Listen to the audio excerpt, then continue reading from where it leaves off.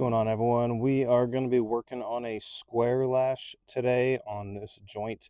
So I am using this to build a litter that we're going to use for a Memorial Day ruck march. Pretty simple and straightforward. Just wanted to give a pro tip. We're going to be going underneath this bottom piece a lot.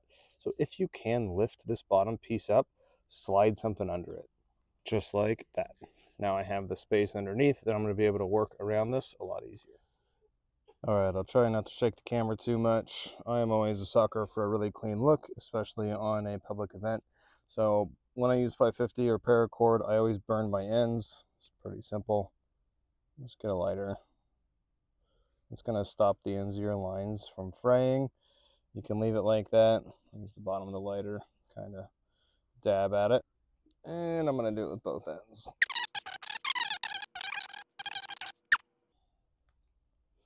Be careful of that melted part. That will burn you pretty good. It usually leaves a blister if it drips on you. It does only take a couple seconds to dry.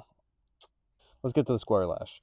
So there's a couple ways to start this. I could do a clove hitch around one of these and then start it that way. I like to start mine with a bowline. So if you want to see a video on how to tie a bowline, click the link above, but it doesn't have to be anything special. All right, there is my bowline. And now I start by wrapping around.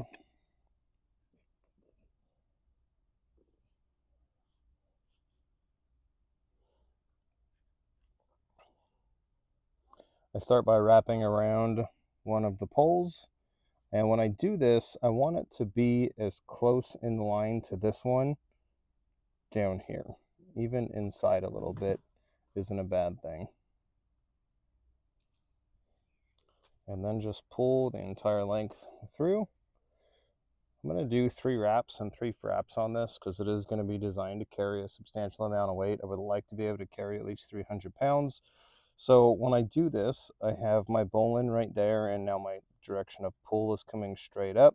And essentially for a square lash, I'm going to come over the top. I'm making a square if you were to like lay it out in a 2-dimensional image, but I'm going to come over the top of this one, come straight down on the other side.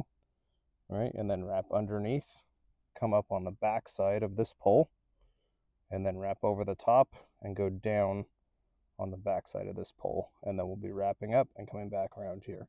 So the first one I can do kind of loose. I don't need to yank it super tight just yet. It is important when you're doing lashings to pull tight after each one. If you wait till the end to pull tight, you're never going to get this first set tightened down. So after I do my first wrap, left this side, went to the front of this pole. I know you can't see it, but it's running right here. And now I'm coming up on the back side, and I'm going to wrap around again. Again, I'm going as straight up and down as possible. I don't want to bring these way out here. As this gets used, it'll start to slide, and it'll create loose spots, and your stuff can start to come apart. So again, go as vertical as you can and keep them nice and neat together.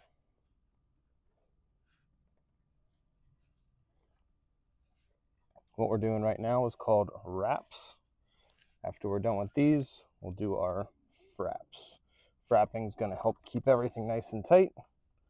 Again, after kind of each half go around, I'm going to pull nice and tight. And then I'll show you a quick trick at the end on how to tighten your fraps down really well.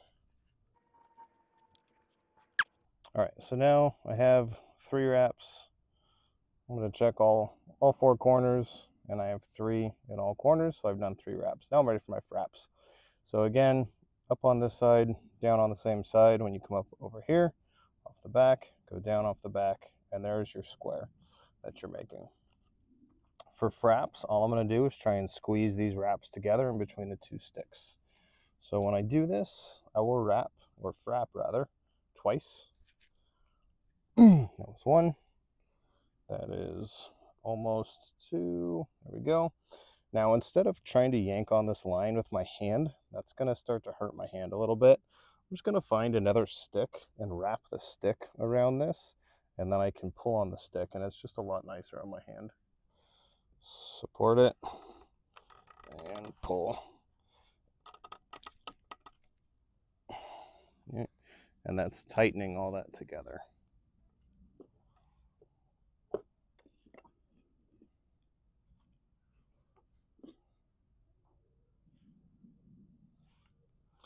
It is important as you do this to hold your tension, or else it's just going to come loose.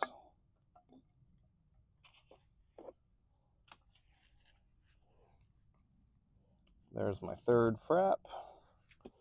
So I've gone completely around 3 times, and now I'm just going to end with a clove hitch. And it doesn't really matter where you do it. You can do it on any of the sides. I'm going to do it over here.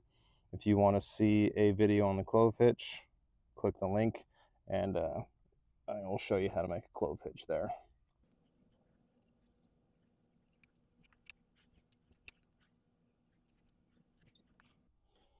All right, there is a square lash using 3 wraps and 3 fraps.